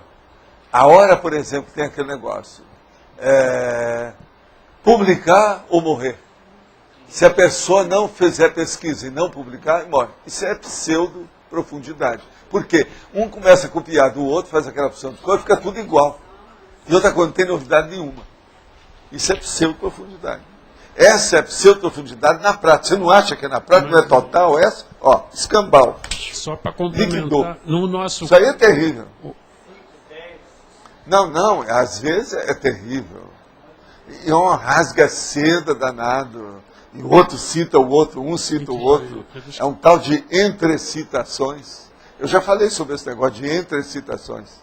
É intercitações. Entendeu como é que é? O fundamental para nós aqui, nessa questão... O fundamental é você comparar os dados básicos da sua cultura hoje, das linhas de conhecimento básicas, com o processo da pseudo-profundidade. Uma outra coisa, vocês aí que estão fazendo livro, fazendo artigo, essa coisa toda, tinha que estudar o seguinte. A pessoa perguntar, esse meu artigo tem pseudo-profundidade aonde? Eu preciso de ratificar alguma coisa? Acrescentar? Informar? Uma coisa boa para acabar com a pseudo-profundidade é mostrar os fatos, mostrar a cobra, o pau e tudo mais. Por exemplo, mostra uma bibliografia sobre aquele assunto. Faça uma bibliografia maior do seu artigo. Você vai acabar com a pseudo-profundidade. Por quê? A bibliografia, ela vai mostrar os fatos. Contra fato, nós não vamos brigar. Não tem jeito. Então a profundidade começa a aparecer. Tem lógica, não tem? Valdo. Sim. Você pode... sinto muito. Aqui, eu só atendo quem esteja com o microfone na mão. Você pode falar sobre o aprofundamento na assistência? Como a gente pode qualificar mais assistência de uma forma geral? Assistência é o seguinte, é você ver se você faz o predomínio da TARI sobre a TACOM. TACOM é pseudo-profundidade, no caso. Não, a TACOM sempre ela existe ali, mas ela não pode predominar. Então você está trabalhando uma década em cima daquela assistência e só na base de TACOM, isso é besteira, você está perdendo seu tempo. Tem que ver uma conotação que predomine, que seja predominante. Ela seja maior da TARES dentro do processo. Interessante, o Roberto comentou aí da enciclomática, né, da procura. É interessante porque você pode realmente entrar na profundidade pelo fato de ver tudo que já foi escrito, de repente, sobre aquilo. Mas é uma ilusão. Cuidado com a pseudo-profundidade. Agora, o Roberto não tem mais. Pelo seguinte, nunca você vai ter uma lexomática, uma bibliomática completa. Não é isso, Antônio? Não, completa é não, lógico. Ó, quem é especialista nisso aí, aqui, ó, a Adriana está aqui. Você não acha? É lógico, mas pelo menos... Então tem que ter cuidado. Agora, de qualquer maneira, ela amplia o leque. Então, veja, aquele processo, como é que é? O problema do disco grandão, aquele que tem vários nomes para isso. Como é que você dá o nome? Que é o processo multi, que é o caleidoscópio. É o caleidoscópio, mas tem vários nomes para isso. Então, é o omni. A omni abordagem do processo. Esse aí é que é. Agora, sempre ela amplia isso, ajuda. Agora, o que eu acho também é o seguinte, por exemplo, quando o povo, a nossa turma aí, a equipe, vai fazer a lexomática, a bibliomática, de pessoa para pessoa varia muito. Uns acham uma coisa, exaltam outras, outros acham outra coisa. Eu já fiz essa experiência em falar com vocês. Então, um dia eu pedi para uma pessoa, no outro dia para outra, no outro dia para outra. Ninguém sabia que estava fazendo a mesma coisa, porque uns não vieram no mesmo dia, as 3 pessoas. Agora, depois eu fui confirmar o que é que tinha cada uma delas. O pedido foi tudo igual. Não teve nenhuma igual a outra. Isso é bom? Isso é bom, a consciência poliédrica. Está tudo certo. Cada um viu na sua conotação. Então, veja, a pesquisa na internet, a navegação na internet é individualíssima. Então, por exemplo, na hora que vocês querem fazer uma boa navegação, junta 5. Cada um vai dar palpite para navegar onde? Ó, sai da cadeira que eu vou sentar. Muda a cadeira. Para os 5 navegados, sabe, um depois do outro. Aí o negócio, e vendo sempre o mesmo objetivo. Não, vocês têm feito isso. Vocês mesmos já desconfiaram disso. Agora, ó, a gente vê que cada uma tem um estilo. A Rosa gosta de uma abrangência olhando os processos da matemática dela. Agora, você não. Você olha muito do ponto de vista da cognição. No seu caso, me ajuda mais do que o dela. Mas as duas me ajudam muito. Entendeu? Agora, a cognição amplia mais os processos para mim. Já outros fazem nada, mas são mais superficiais. Agora, ó, tem que aprender aqueles últimos detalhes que o Roberto, com a turma lá, colocou. Que agora ampliou muito aquela parte dos dicionários, o problema dos meus livros que eles ampliaram. Aquilo é sério. Agora, outra coisa, a gente gasta muito papel com isso e tempo, mas vale a pena. Outra coisa, eu não estou jogando fora isso não. Tem mais um meio armário de papel lá para mandar para o, sabe, o cosmograma. Porque se a gente consegue colocar todos os artigos da Conscienciologia, pelo menos ali, para serem consultados, daí você já consegue aprofundar bastante do que já foi escrito na Conscienciologia, pelo menos. Né? Não, precisa de colocar também todos os meus livros, né? E colocar, por exemplo, tudo que eu já tenho. Eu tenho hoje 880 verbetes. Isso aí já dá. Só isso são 3.000 páginas. Agora, veja, o computador, ele não tem cansaço, né? Às vezes. Se não há o cansaço do material, ele aguenta. O senhor podia aprofundar mais aquilo que o senhor acabou de não, falar? Você, por exemplo, você é ótima dentro do processo da matemática. Sim, o que é isso? Tudo. O que é fazer pesquisa em cima disso? O que é fazer pesquisa em cima da cognição? A gente está querendo saber aqui. O problema todo é o seguinte, você olha muito, tudo aquilo que tem números, com a situação toda. Agora, então você segue aquilo mais ou menos, aquilo que está lá. Agora, a Adriana, ela começa a pensar, ela começa a criar na cabeça dela. Não, esse assunto vai ter isso. Então ela começa a pesquisar, coisa que eu não pedi. Às vezes ela acerta. Às vezes. Às vezes ela acerta, porque está por fora. Então ela é um complemento. Às vezes ela enriquece mais o texto que os outros. Então, porque o que eu pedi para você sai tudo bonitinho, matemático.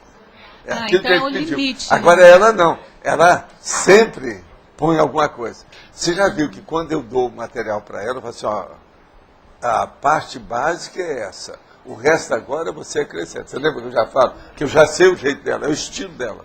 Então só para entender. De vez em quando ela vai e amplia tudo. Amplia tudo, entendi. Porque ela pegou um viés. É um viés, vamos dizer, sorte, né? Sorte grande, é a pérola negra. Está entendendo? É aquilo que eu falo. Eu podia dizer, então, que isso é o limite da pesquisa? A estrela da manhã, chama. Está entendendo? A hora que devassou, abriu tudo.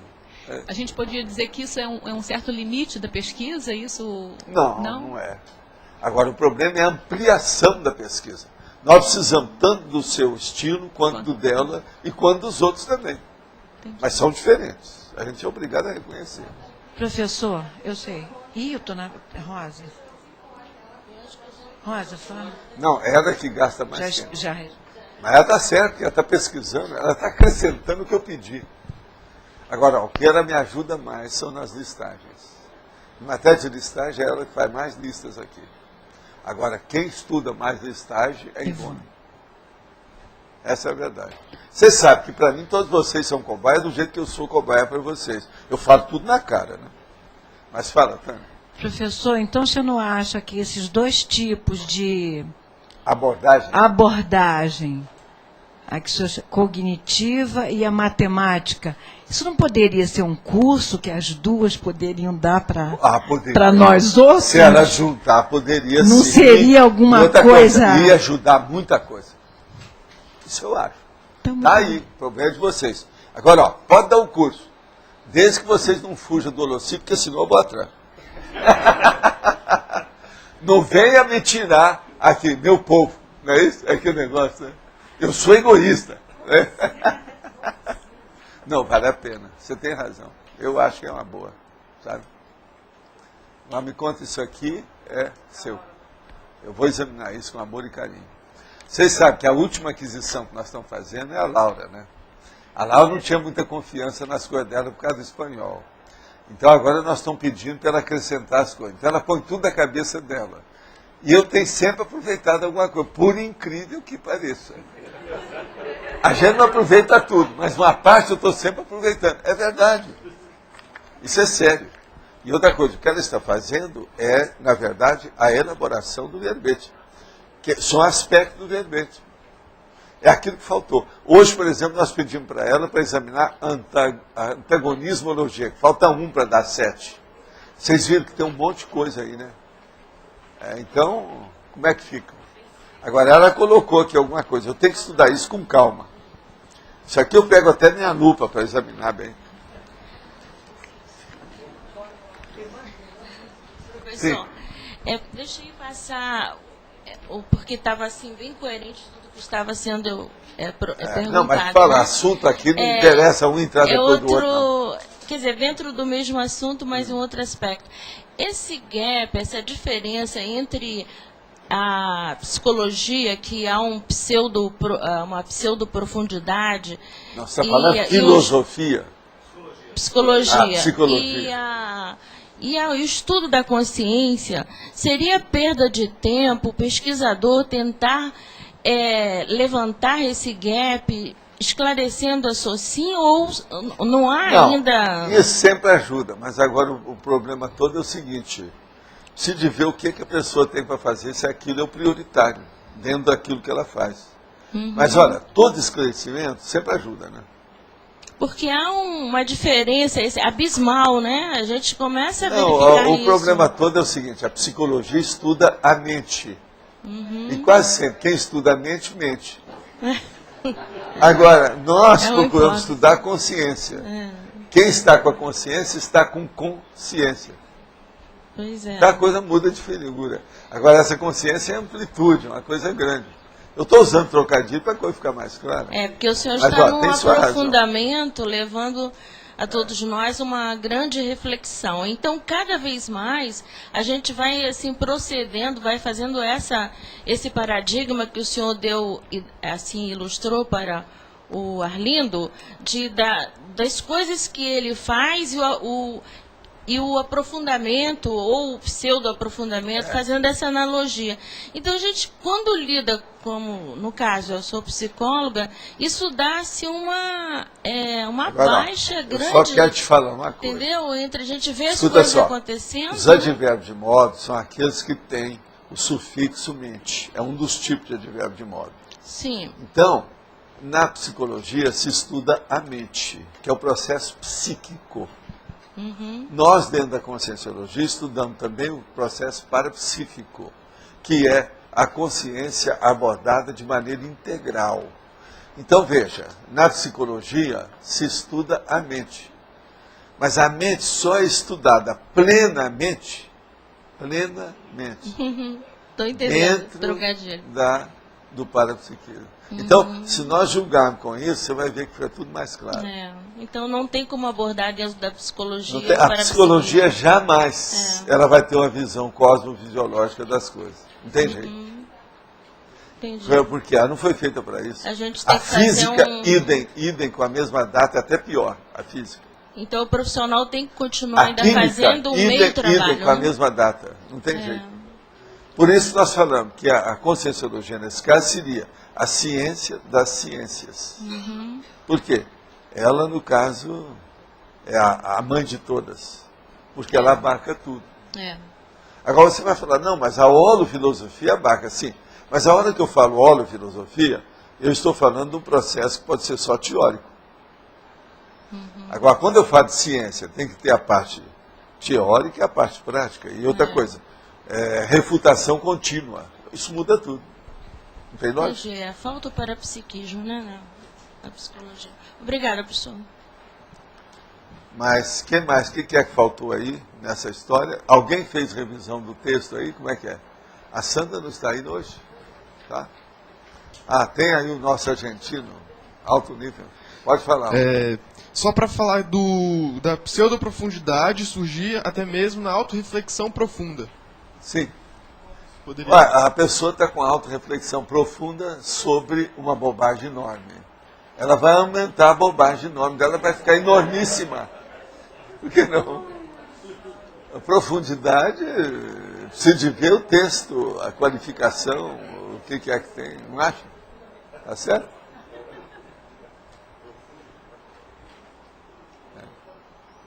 Sim. Comenta aqui da nadologia, né? Tem tudologia, binômio, né? Deixa eu ver aqui. É antagonismo. Tudologia, nadalogia. Você já comentou sobre essa questão da nadalogia? Seria... Tudologia e nadalogia. Eu já escrevi muito sobre isso, mas isso aí tem na internet. Nadalogia existe muito isso. Nadalogia também? Que é estudo do nada. Pega na internet, vai ver o que eles falam sobre isso. Nadalogia, isso existe. Escuta, você nunca viu falar em cultura inútil? Então, é nadalogia. Cultura inútil. O que é? Por exemplo, a gente estuda o Arlindo. Até que ponto que é nadalogia? É? Ele acha que não é. Tá certo? É.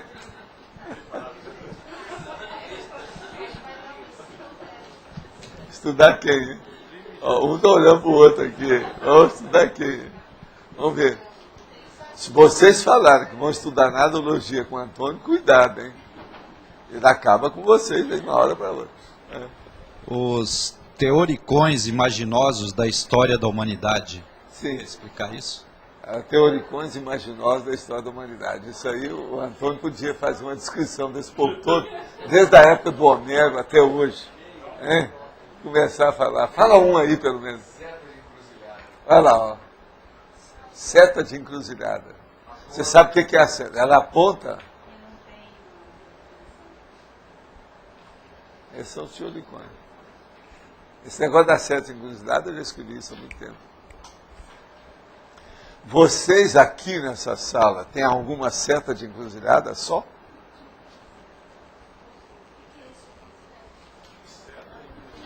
Pergunta com o Antônio que eles falam.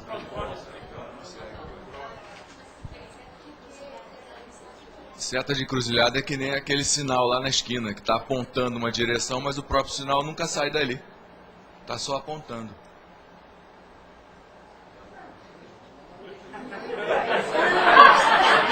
Você entendeu ou não? Por exemplo, a pessoa não vive nada, aquele processo não funciona. Ele não dá exemplo. Então, por exemplo, eu agora vou começar a dar aula para vocês assim. Vocês fazem uma pergunta, o que é ter neto, assim? Aí o outro pergunta lá, como é que é esse negócio da Sindex? Ó. É isso. Eu acho que está bem claro, né? Não está claro isso? O problema é esse. É por aí. Entendeu? Agora acerta? Não, tinha pessoas só vão responder sim. Aí eles vão perguntar, o Valdo ficou mudo? Sim, está totalmente. Não, às vezes é assim. Por exemplo, Arlindo.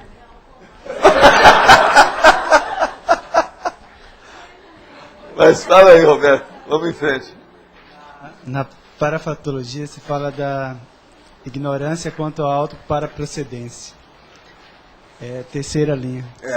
Você quer coisa pior do que isso? Então, essa é o que mais... Agora, veja, essa é uma das ignorâncias maiores da humanidade. O que é que mais alimenta esse ponto de vista mesmo intraconsciencial? O que é que mais alimenta essa ignorância? É a inexperiência. É a imaturidade. Né? É a pessoa que não tem experiência. É imaturidade. Agora, a paraprocedência, então, vocês vão ver como é importante se pensar nisso. Agora, mesmo aqueles que admitem a paraprocedência, não quer dizer que sabem qual é. Eles não vivenciam aquilo na prática. Teoricamente, tem muita gente que entende o processo da paraprocedência. Do ponto de vista vivencial, é uma minoria da minoria da minoria. É uma micro-minoria na história. Isso faz sentido também para você, não faz? É o caminho.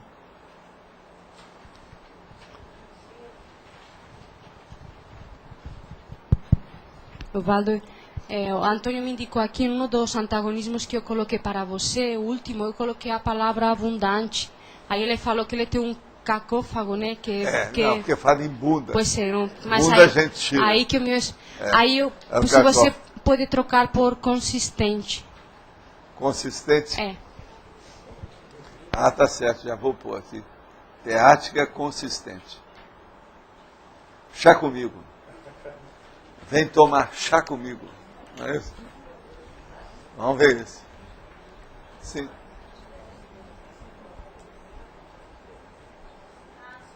Falta de coleguismo evolutivo seria pseudoprofundidade humana? Falta de? Coleguismo evolutivo.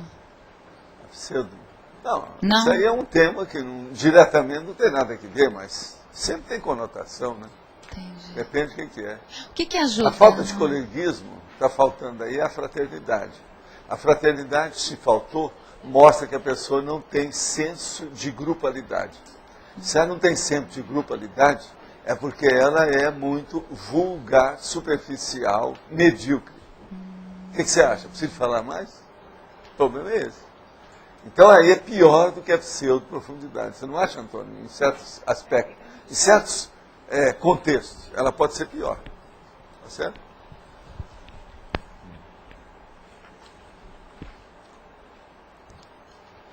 Professor, na fatologia, a falsa impressão de profundidade onipresente. Na 1, 2, 3, 4, quinta linha. A falsa impressão de profundidade onipresente. A falsa impressão de profundidade. Você, por exemplo, tem as aparências na vida. Isso influi na cabeça da pessoa. Agora, outra coisa também. A pessoa desconfiada, a pessoa com inveja, ela olha para a pessoa e não acredita naquilo que a pessoa está falando. Entende? Ela não aprofunda a situação. E o negócio fica tudo na superfície. É o processo da enganologia também. Agora, falsa impressão de profundidade onipresente. Agora, a Mia que devia te falar dessas coisas, que ela é especialista nisso. Falsa impressão de profundidade. Outra coisa, aquela pessoa, por exemplo, que acha que está sabendo tudo. Aí vem uma pessoa e fala assim, está faltando 5 coisas que diz respeito a isso. Você esqueceu. A pessoa estava convicta. Uma das coisas mais sérias que tem é o problema da reinvenção da roda. Aquela pessoa que descobriu uma coisa que achou que é coisa nova. Ela não foi à internet. Ela vai à internet, está lá, já se fala naquilo desde 1923. Pronto, o negócio está tudo para trás. É a falsa impressão de profundidade. Então isso varia muito, essa falsa impressão. Varia demais. Professor Valdo. Agora, uma boa parte diz respeito à inexperiência. A pseudoprofundidade parapsíquica. Como é que é? Pseudoprofundidade parapsíquica, que no caso é o oposto que você colocou na antonimiologia, que é a profundidade real. Seria, por exemplo, você não ter conhecimento do seu parapsiquismo, por exemplo, não saber sobre sinalética. É a pessoa que analisa, por exemplo, ela tem um sonho e pensa que é projeção. Tem equívocos na... Ela não faz aquilo que nós chamamos da projeciografia, olha lá, número 62 lá da especialidade. Ela não faz isso. Aí ela se engana toda hora. Agora, é o processo mesmo do mito. Com o tempo vai criando até um mito. O mito aparece porque quem conta um conto, aumenta um ponto. Aí começa o folclore do próprio mito. A mitologia é assim. Agora, outra coisa também séria. Uma pessoa, por exemplo, ela pode começar aqui com uma pseudo-verdade. Então, no caso, seria aquilo que o César Maia faz no Rio. O factoide. Então ele começa com o factoide aqui. Aquilo começa a se repetir, daí a pouco, lá para os outros, aquilo já é uma verdade. Em cima daquela verdade, ele aumenta mais as coisas. Daí, a pouco, tem um super factoide. E aquilo já esparramou por todo lado. Isso tudo é mais do que a pseudo-profundidade. Você está entendendo?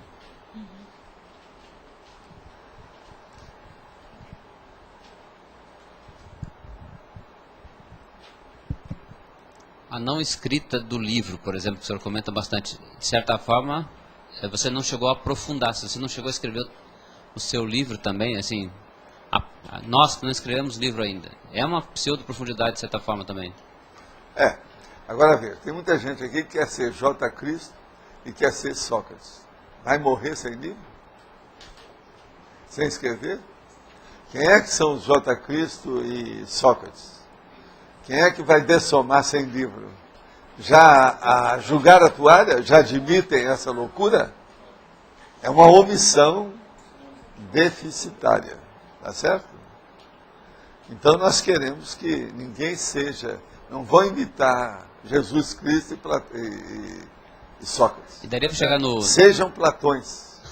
E daria para chegar no ponto de falar que isso aí seria uma pseudo-profundidade também ou não? Não, isso aí é uma burrice total. É pior. Por quê? Sabe por quê? Por causa da falta de prioridade. Né? Aí seria uma mega despriorização. O que você acha? Tá certo? Mega despriorização. O Antônio está esperando o livro de vocês para fazer uma análise. Ele já me falou. Não, o dele, ele está fermentando, já está grande. Ele está crescendo, é um bolo. O livro é muito sério. Agora, o Antônio já vai escrever um livro sobre grafite.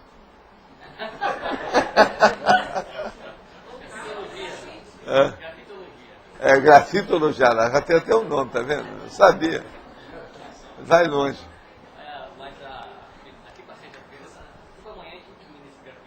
Né? Queremos ver isso. E ele tem cobertura, aquilo lá vai ficar por muito tempo, porque ele tem cobertura, tudo, está escondidinho. Pois é. Isso não é para qualquer um. Agora a Flávia vem para mim e fala assim, olha, jogaram um grafite escrevendo tudo lá, sujaram a casa do homem. Falei, olha!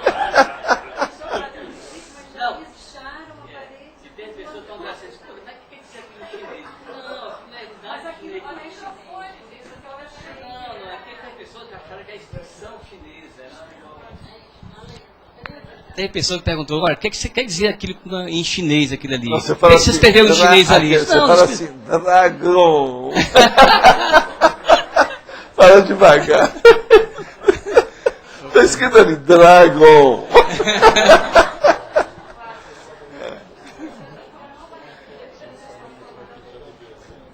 É melhor então colocar na ponta dos telhados, como tem na China, os dragõezinhos e os soldados que fazem a defesa das casas, não é isso? Pelo menos fica mais original. Isso aí agora vem a estilo dele, eu não vou entrar nessa. Eu quero ver depois de pronto. Quando ficar pronto, você me avisa, quando eu passar eu quero ver. Isso, sim, é isso. Foi preciso a gente filmar, porque é uma coisa exótica. Daqui a pouco a turma de turista vai trazer para ver a casa dele. Pois é. Não, eu quero tirar fotografia na casa. O povo, Evaldo, o povo... Outra coisa, você cobra depois. Não, só pode subir com 5 pratas, você tem que pagar. E o povo não sabe que ele vai pintar de vermelho a casa. Vai ser comunista, é isso?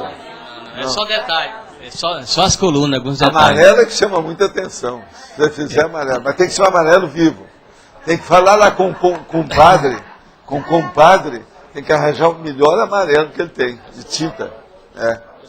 Um amarelo muito vivo, é muito chamativo. Estou fazendo um amarelo mais claro.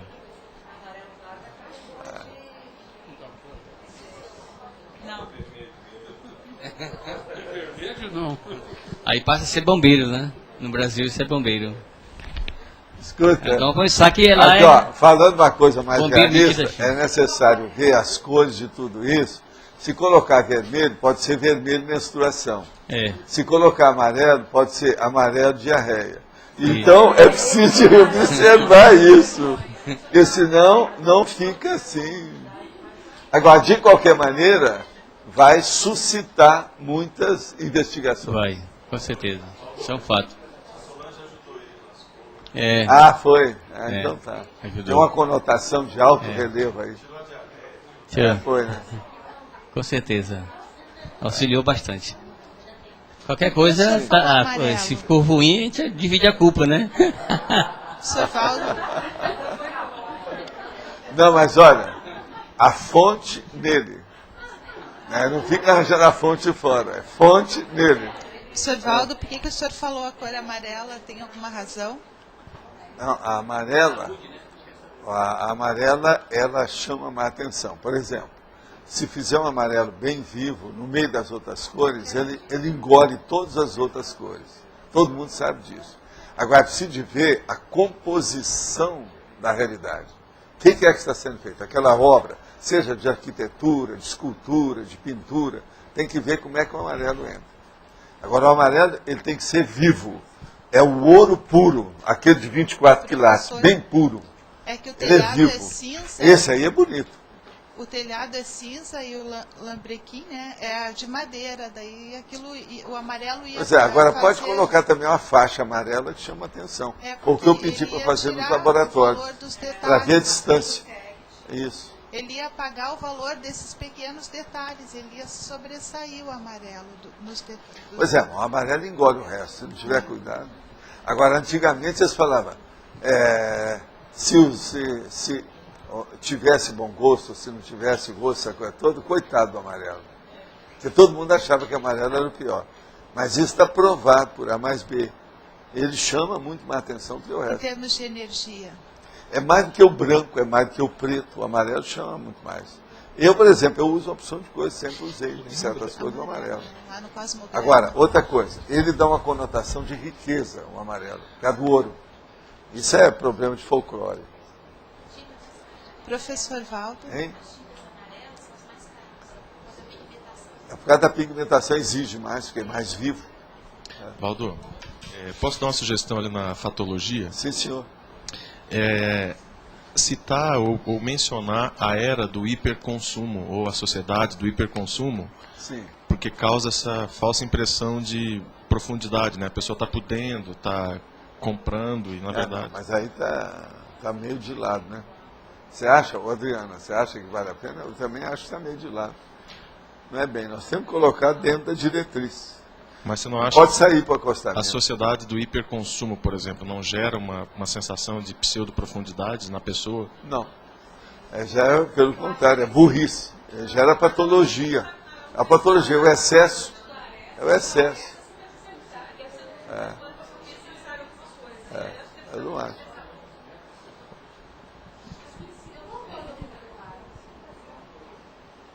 Sei. Mas aqui eu acho que a maioria vai entender que não está errado, não é? É acostamento isso aí. Mas professor, você quer falar? Os advogados extrafísicos, eles teriam... Chega perto de sua boca, é isso que ela quer. Eles estariam pensando alguma coisa sobre a escrita também, baseado na tertúlia de hoje? Isso eu não sei, né? Pergunta para ele. Porque eles já escreveram, né? O Paul já, né? Advogado fala e escreve. Nem sempre corretamente, não é isso, cara? É isso? É isso, né? Depende do que é. Agora, outra coisa. Vocês, hoje, nós temos aqui a nossa... Tem que colocar aqui. A nossa eleição. Acho que é meu óculos. E a gente tem 12 temas para selecionar na eleição, tá certo? Agora eu quero dizer para vocês que no domingo é erro crônico. Agora hoje é com você, né? Pessoal, depois da leitura dos verbetes, aqui temos 5 recados nesta ordem. Roberto, Cícero, Cris Aracaki, Agdélio Conter e Eduardo Martins.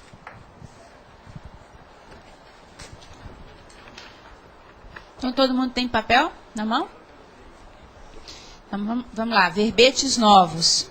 Ambílevo. Opa, então massa. Obrigado. Dupla acumulação. Com calma, eu primo-oponente. Eu não quero afobar você. E verbetes antigos. Diferença semântica, heteronomia, operação, peça única, prerrogativa, relatividade, soma, taxologia da segurança e usabilidade.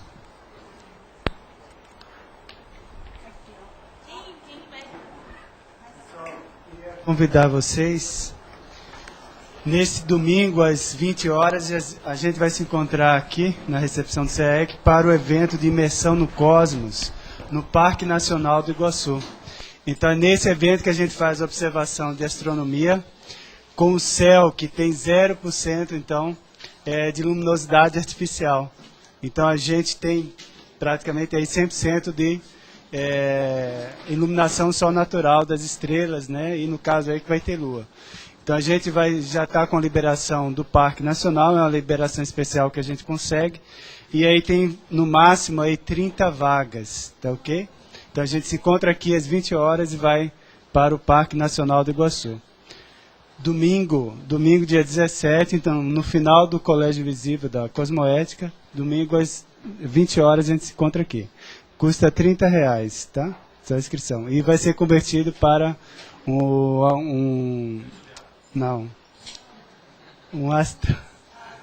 telescópio. Dessa vez aqui é tanta coisa. Dessa vez é telescópio.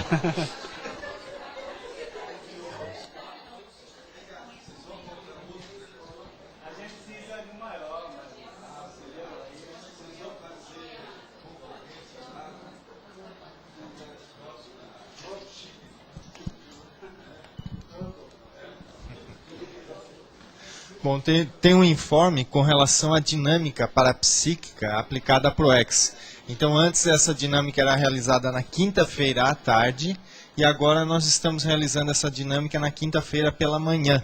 Então, quem tiver interesse aí de trabalhar com a questão da PROEX relacionada ao parapsiquismo, o horário é das 9 da manhã às 11 horas. Tá? Então, sempre há um debate referente a um tema de PROEX e logo em seguida a gente faz uma dinâmica para intensificar, às vezes, essa relação aí com a PROEX.